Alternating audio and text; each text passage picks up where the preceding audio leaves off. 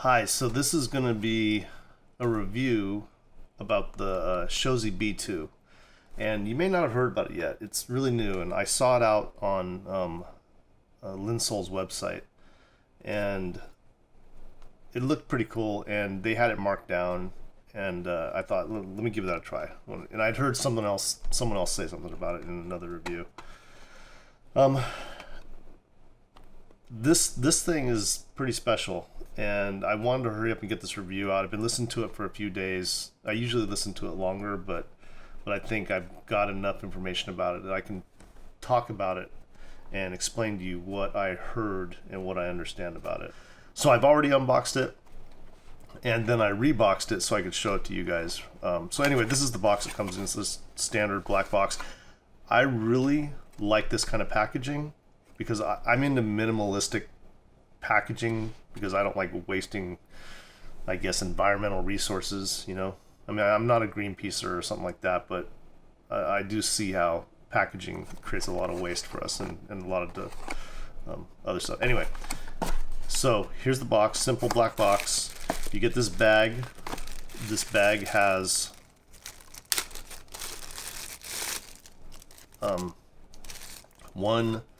two packages of tips, and then these are the filters that it comes with. Well, you can make that out there. And I'm going to put some detailed photos in the review right at the end with these filters so you can get some close-up looks at them. All right. So put those aside. We don't need to see those. The tips are actually pretty decent. I like the tips. In fact, I used the tips. I didn't use any of my other like spiral dots or anything. And then you get this really sharp-looking little case, which when I saw it, I was like, wow, I really like it. It's tiny, but it fits them really well, and it says Shozy on it, and it's this really smart gray color. I've got a backpack I use for work that's got this same color, and it looks really slick. Anyway, so nice little case. I really like it. And then inside, you've got the IEMs. Now, I really like the cable they came with. And in fact, I love the cable on the last pair of Shozys I had. I think it was the 1.1s. But this cable is not fabric like that one. This cable is rubber. You guys are gonna have to excuse my voice. Sorry, I think I've got a little bit of a cold or something this morning. But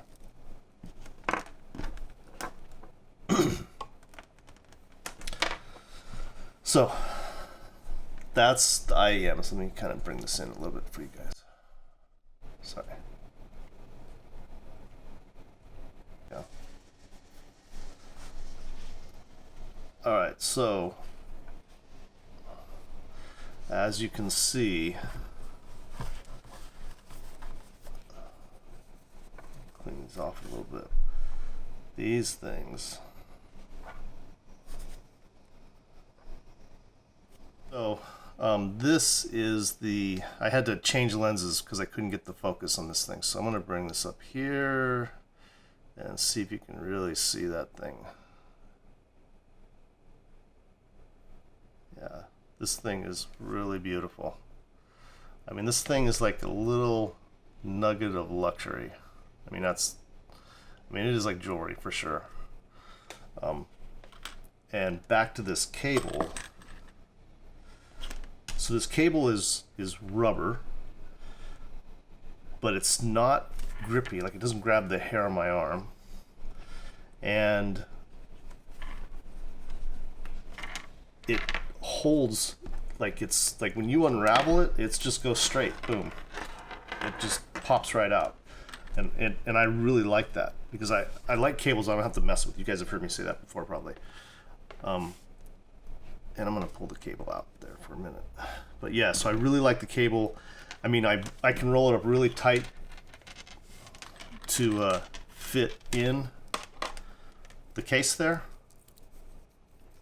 Just like that. And then it just, boom, pops right out. No problem. Nice and straight. So let's back out a little bit here. Okay. Here's what I found with these. Let's talk about sound now and how impressed I was. But you know what? Sorry.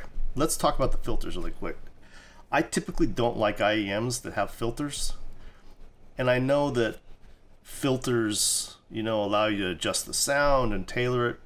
But when you get an IEM with a set of filters like this has, right? So these little filters screw on and off here. Okay. And it comes with these gold colored ones. I don't know if you can even tell from this thing. Let me see if I can zoom in a little bit. Yeah, maybe there. So it comes with these gold ones, and then these are both silver.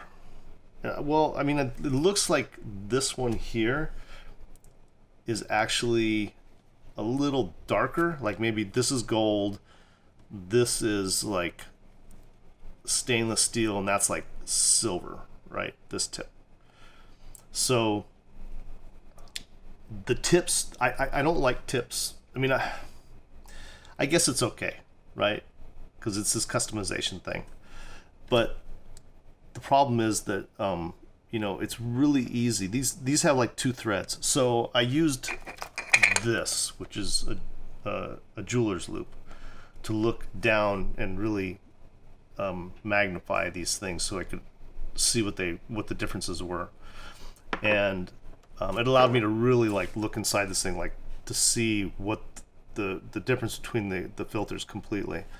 And what I can tell you is that, the gold tube here has a filter in it that is very opaque, and you can't really see through it like you can through the others.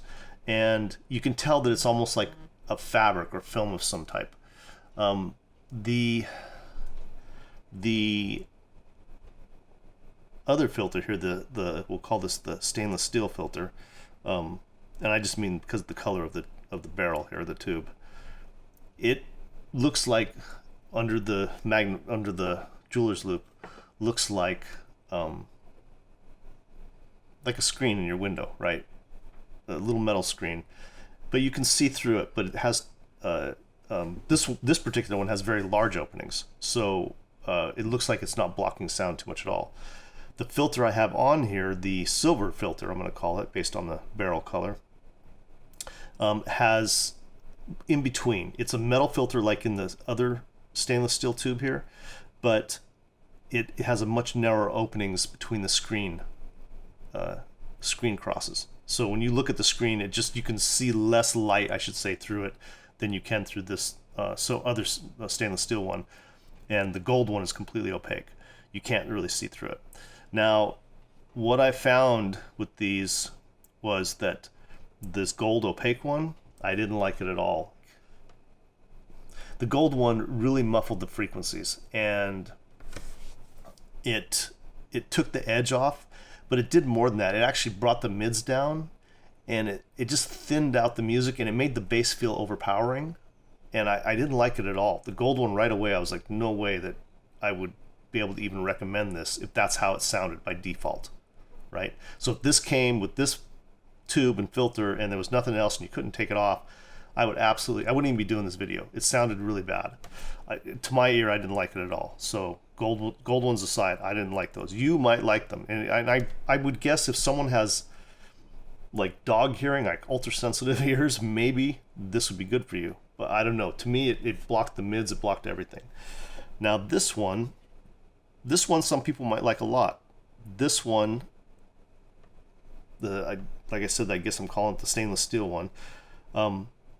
It actually made everything very crispy, is the way I would say it. The details were extreme, like up there in the range of the Fearless Audio, the S8Z. Like very, very good detail. You could hear everything, but it also made things harsher, and in some instances my ear was like not liking it. And in fact, I think there was almost a tiny bit of sibilance that was added in some songs. Now the filter that's on these right now, and these are the tips that came with it, by the way. I actually really like them. They work perfect. The tip that's on it right here, the filter, this one is in between both of these if you're looking at it through the jeweler's loop like I did, or a microscope or something, because you need something really to dig, to be able to see down at that fabric and how it's really laid out. This one was perfect, and I could still hear all the detail that I could hear with this set over here, but it took away that kind of harshness and gave it this really mellow sound on the treble. It's hard to explain. It made piano keys, instead of sounding like ding, like harsh, like a hard ting, or a cymbal harsh sound, instead it gave it a very beautiful mellow sound that I really enjoyed. I want to say that this set of IEMs is very good at making music sound epic. And by that, I mean, if you have a good recording, this set will just bring it all out and make it sound like you just want to keep listening to it and play it over and over. It has some effect that's hard to put your finger on. It's almost like that little bit of magic, right? That you can't really like put your finger on, but it's there and you hear it and you're just like, wow, I really love these and want to keep listening. So what I did to compare these is I used them against my Audiosense AQ3s, because I really love these. The timbre on these is really fantastic. I did a video on this, and the details are really good as well. So I was comparing these head to head because I really felt like this was, at first I was thinking it's better than these, and then I was like, I really need to like go back and forth to see the difference. And then I did the same thing with the Fearless. So because I felt like the Fearless might be a more legitimate comparison, and not because of sound, but because really more about pricing. So right now they've got these at Linsol's site, and I don't have any affiliation with Linsol at all, guys, just so you know. I order stuff and I wait for a month to get it, just like you do. On their website right now, they're selling these for $269, so they're not cheap. But it says that they're marked down from $439 as an introductory price, and then on June 1st, I think they said, but we're in June now. Maybe it's a misprint on their site, but they said until June 1st, I think, or maybe from June 1st, I don't know. Anyway, it's still $269 on their site right now. I don't know when they're going to raise the price, or if they're going to raise it, or if they're trying to play. You know, sometimes businesses will use different tactics and they'll test out different tactics. So maybe they want to see if they say, oh, we're marking it down from $439. It's actually going to, you know, and they're never going to mark it back up. You know, maybe it'll always be $269. I don't know. Maybe it's just a sales tactic, but maybe it is going to go up. So anyway, at that $439 price that they say is what it should be, I thought that was very close to the Fearless. So it'd be good to compare against those. It'd be fair to compare against them, I should say. But at the $269, it was fair to compare against the AQ3s, because these are like $189, right? So so what these do compared to the others is this. So if I listen to a song like Malia, a song by the artist Malia, and the song is called Unfastened. It's a beautiful song. Her voice, the music, the instruments in it, the way it's produced, it's a beautiful song.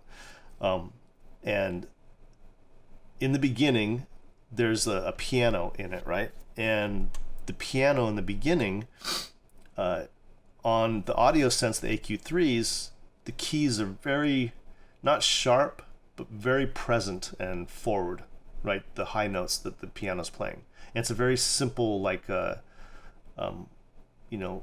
slowly played higher end notes on the piano. And you can hear it really well and very detailed on these. On the Shozys here, you hear it, absolutely you hear it, but it is pushed back a little bit. And I think that it feels really correct on these, because maybe it's not supposed to be so in your face as it is like when I hear it on the AQ3. And her voice is better on these. These do something special like the Peacock Audios, the Spring ones do, with vocals, and all vocals, male and female. The vocals on this are fantastic.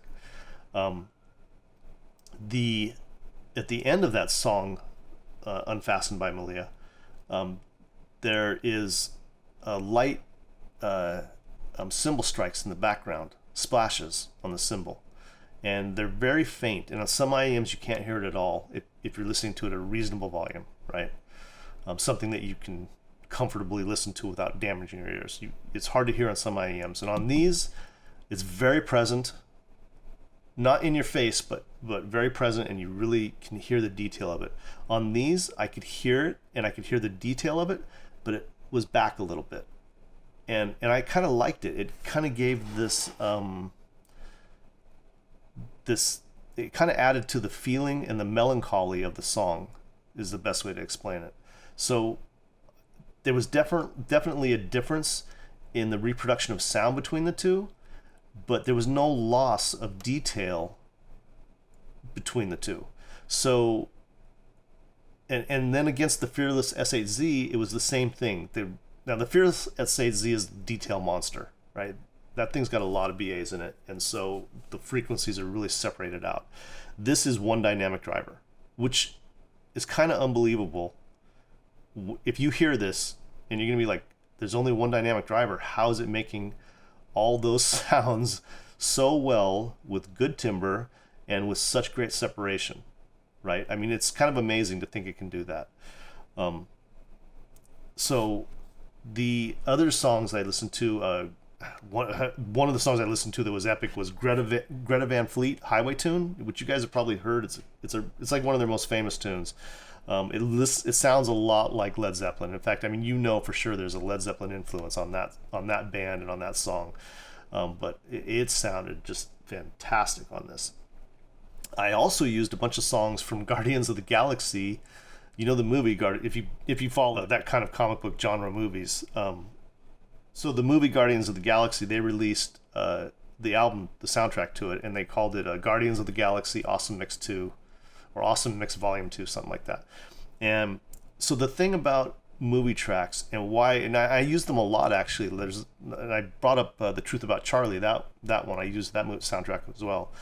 And I like movie soundtracks really better to use for listening purposes when I'm doing this kind of stuff than most other recordings. And the reason is that Hollywood, a lot of times the movie studios that are making the movies, they also own the recording studios that made the original recordings of this music, and even if they don't, they have ties into the music industry. And so what they do is, and I know this because I have a few friends that work in this industry. So what the movie theater does is if they want a song for a movie, they don't get the record or a CD and then record it from there. They reach out to the recording studio that has the tapes, the master tapes, and of course to the music owner, and get rights released for it and everything. But they pull the master tapes, and they actually will remaster a lot of times the music so that it's cleaned up and it sounds as the best it can possibly sound for them. So when they put it in the movie soundtrack and you're in the theater, you get an incredible experience, right? They're very particular. They have one guy or one group that's about nothing else but the sound for the movie. And so they're very focused on that. And so the recordings that you get from movie soundtracks typically are way better than if you went out and got the CD of the same song by the artist, right? So anyway, I used Guardians of the Galaxy's soundtrack, and I listened to Mr. Blue Sky by Electric Light Orchestra, and it was an incredible experience. In fact, I got done listening to it and I was almost overwhelmed at how incredible it sounded. I mean, it was so wide, the stage was so big, and I could pick out instruments. I could say the piano's over here on the left and the guitar over here on the right, and I knew where things were. And it was, I hadn't had that experience really with a lot of others. And comparing it to the Audiosense had great detail, but the stage wasn't really there. And so I listened to that song on these, because I hadn't listened to it yet on these, because I had to compare it. And it sounded great on these. No takeaway, it sounded great on these, but not like these. There's something that the person or people in charge of tuning this set those guys, they have something special in their ears. I don't know what it is, but these things sounded incredible. I listened to the song "The Chain."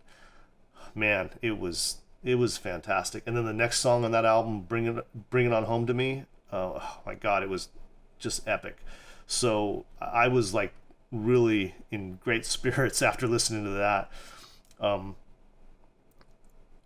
Which it was just not that long ago, so I'm still a little hyped, and I hope I'm not hyping these too hard. Okay, like I said, I have no connection to the manufacturer. I'm not making any money on this. I just really, really, really enjoyed this set. I listened to Beyonce from her Lemonade album. I listened to Hold Up, and the bass on these is excellent. It's just excellent.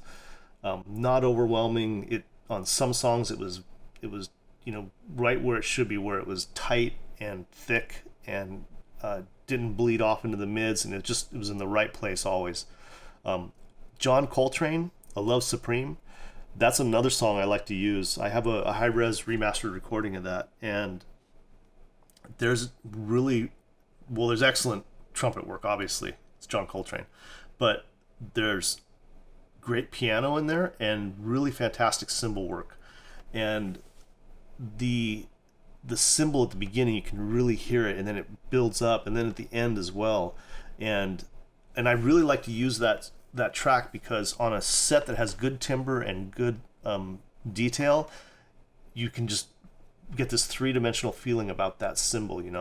I will say that on the AQ3s, I had that experience where the cymbal on that was just unbelievable, right? On these, the cymbal was there, but pushed back just a tiny bit. Like, it was quieter than the cymbal on the AQ3s. But it didn't feel wrong, and the song was still fantastic. It sounded excellent on these. The other thing that some IEMs don't do well and some others do, and these do really well, is that if you have a recording that's not that great, some IEMs make it sound worse, or they don't help it at all, right? But once in a while, you'll get an IEM that has a way of cleaning up a badly recorded song, and it's hard for me to understand exactly how it does that technically. But a really great song for that is Edie Gourmet, "Los Nosotros," and Edie Gourmet is one of those really. She's passed away. She hasn't been around for a long time. She was really big, I want to say, in the 50s and maybe the early 60s. Her and her husband had a group, and they appeared a lot, like on the Johnny Carson show and a lot of other stuff. And I know about them because my mom and dad would listen to them, but I never really liked their music. And whenever I heard that name, Edie Gourmet, it really made me think of old people. And I'm sorry to say that. I hope I'm not offending anybody, but I was listening to, so I like Latin music. My wife is Latino, and her first language is Spanish, and so I end up listening to a lot of Latin music because of her, and I really love it. I've really grown to love Latin music a lot. And so I was listening to a song. I saw this song when I was going through Spotify, Los Nosotros, and I listened to it, and it was beautiful. I mean, it was such a beautiful song. Something about it, it was one of those songs you hear and you just got to hear it again and again and again, right? There's just all these things to it that I loved. And it turns out it was sung by Edie Gourmet. It turns out that she was a very well-known Latin music singer, and I didn't know that. And so I started digging around, and I found 4 or 5 copies of that song that are out on different places on the internet, from Apple iTunes to, I couldn't find a CD anywhere. But all the recordings don't sound that great, and it's obvious that when the song is recorded, they used crappy equipment. That's all I can say.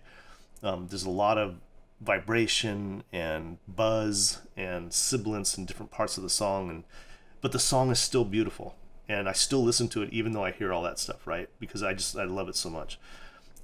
I played it on these, and I was stunned. It was like I somehow had gotten a cleaned up remastered recording of that song, and they had fixed all the problems. That's what it sounded like on these, and I don't know how it does that. I don't know how it still had the same detail. It had all the frequencies were there. I could hear everything, but it was cleaner and smoother and just more beautiful. Like there's parts of that song where she rolls her R's when she's saying Los Nosotros, and she's rolling her R's, and it's just, God, it's just beautiful. These somehow fixed that, and so I started listening to other songs that I know were crappy, and as far as the recording goes, and they sounded better on these. These have this kind of weird ability to take music that you listen to and listen to your recordings, your library. These have this ability to take the music and make it epic sounding, is the best way I can say it. It's like as if, like I explained about movie soundtracks and how they will get a recording from the master tapes and they will clean it up and make it sound the best they can for the movie. It's like there's a little movie studio inside these, and they're taking the recordings and cleaning them up and making them better. And I don't want to overhype these. I don't. I don't think they're better than the Fearless Audios. I don't. I think that they're in the same league, is what I think. The timbre is, in some areas, not as good as the AQ3. In others, it's just as good. But these do something special to the music that makes me want to listen over and over and over.